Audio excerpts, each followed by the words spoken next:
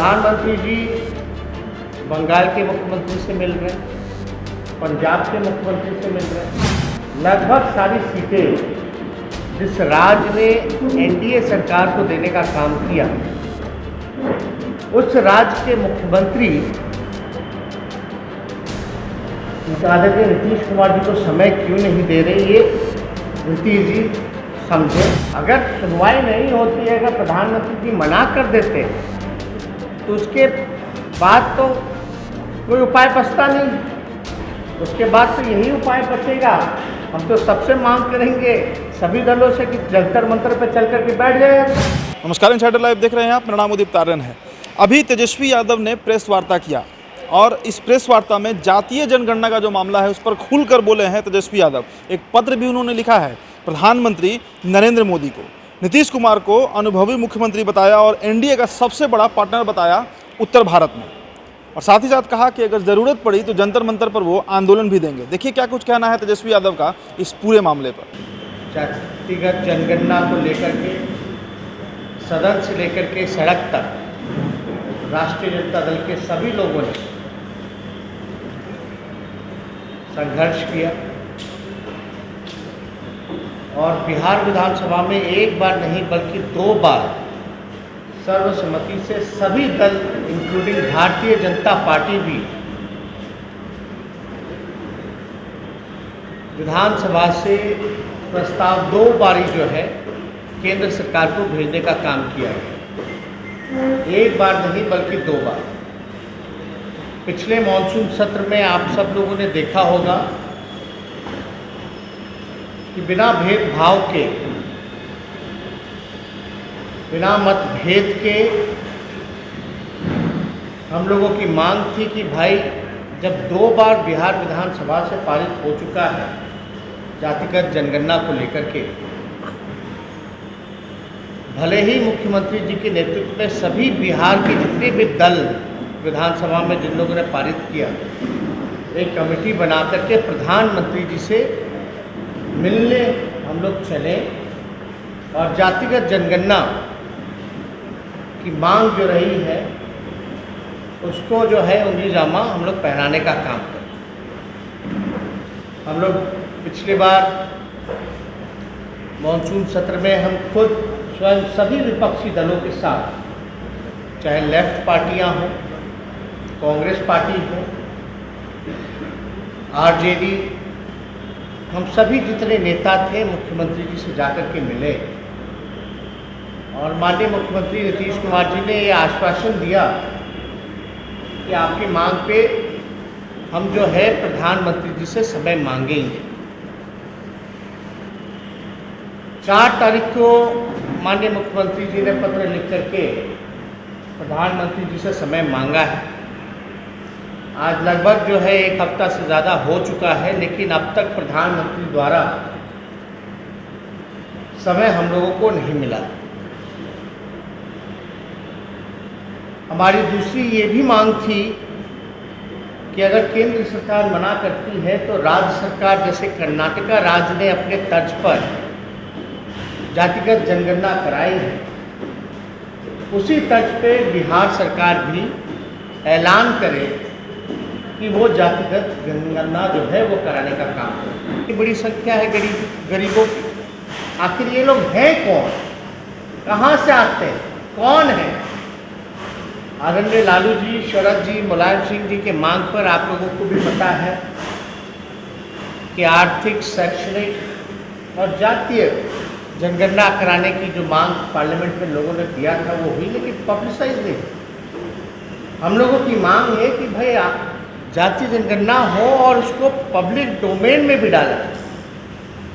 और हम लोग इसी दौरान में, क्योंकि 1 हफ्ता से ज़्यादा हो चुका है और माननीय मुख्यमंत्री जी लगातार जो है समय मांग रहे हैं, प्रधानमंत्री जी से समय मिल नहीं रहा, तो आज हमने भी प्रधानमंत्री जी को एक चिट्ठी जो है वो लिखने का काम किया है।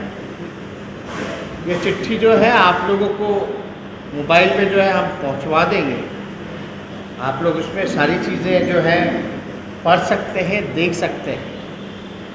लेकिन हमको ये उम्मीद और आशा है कि कहीं ना कहीं से हम लोगों की जो ये लड़ाई जो है, जो मांग जो है, जो देश हित में है, राजहित में है, जनहित में है, इस पे, क्योंकि दोनों जगह एनडीए की सरकार है, डबल इंजन की सरकार है, चाहे केंद्र में हो, राज्य में हो, करना इन्हीं लोगों को है।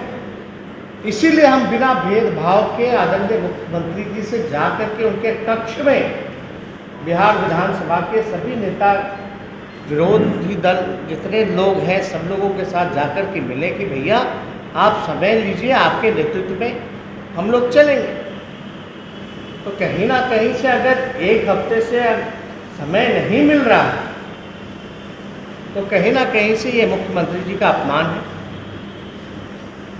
क्योंकि प्रधानमंत्री जी का हम ट्वीट हैंडल देखते हैं तो लगातार औरों से मिलने का समय है, लेकिन इतने महत्वपूर्ण इशू पर अगर उनको नीतीश कुमार जी को पूरे बिहार विधानसभा के जितने दल हैं उनके नेताओं का एक डेलीगेशन मिलना चाहता है, अगर नहीं मिल पा रहा तो कहीं ना कहीं से जो है, ये ज़्यादा हम नहीं बता सकते, लेकिन अब तक तो समय मिल जाना चाहिए।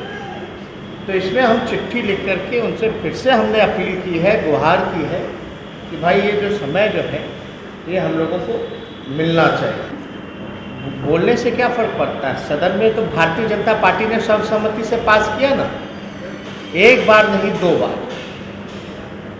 तो हम तो उसी चीज़ को हम बोल रहे हैं कि भाई जब सर्वसम्मति से जब पास हो ही गया है, प्रस्ताव हम लोगों ने भेज ही दिया है, तो प्रधानमंत्री जी से मिल करके बता दें भाई, हम लोग कम से कम मिल के मांग तो कर ही सकते हैं प्रधानमंत्री जी से।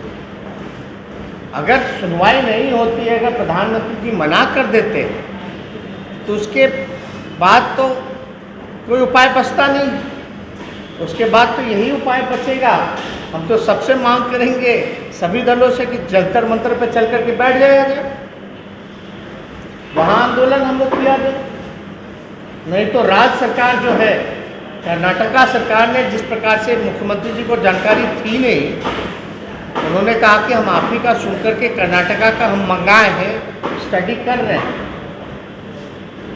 इसमें भी मुख्यमंत्री जी को जो भी डॉक्यूमेंटेशन के लिए, अगर जो भी कर्नाटका में जैसे उन लोगों ने कराया है, जो भी इसके लिए ज़रूरत होगी वो भी हम उपलब्ध कराने के लिए तैयार हैं। लेकिन इसमें तो निर्णय मुख्यमंत्री जी को लेना है कि बिहार विधानसभा अगर 2 बार पारित करता है तो क्या अहमियत रहेगी बिहार विधानसभा की।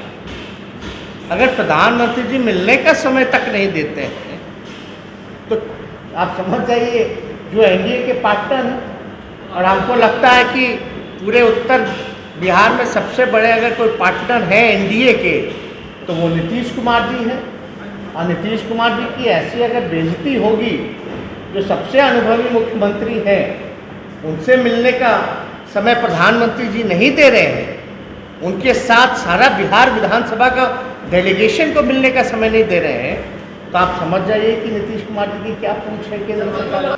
तो आपने तेजस्वी यादव को सुना, उनका साफ कहना है कि प्रधानमंत्री के पास बंगाल और पंजाब के सीएम से मिलने का समय है, जबकि उनके पास कोई अहम मुद्दा बात करने को नहीं था। लेकिन बिहार के मुख्यमंत्री जो जातीय जनगणना पर उन्हें पत्र लिखते हैं, मिलने का समय मांगते हैं, और प्रधानमंत्री उनसे मिलने से सिरे से इनकार कर देते हैं। ऐसे में अब कर्नाटक की तर्ज पर, जिस तरीके से कर्नाटक में जातीय जनगणना राज्य अपने खर्चे पर करवाया, उसी तरीके से बिहार में भी नीतीश कुमार को आगे आना चाहिए और जातिगत आधारित गणना को बिहार में करवा देना चाहिए, ताकि उन लोगों का पता चल सके कि कितनी आबादी उन लोगों की है जो नाला साफ़ करते हैं, कितनी आबादी उन लोगों की है जो एक कमरे में 10 से 15 लोग रहते हैं, और कितनी आबादी उन लोगों की है जो दिहाड़ी मजदूर हैं।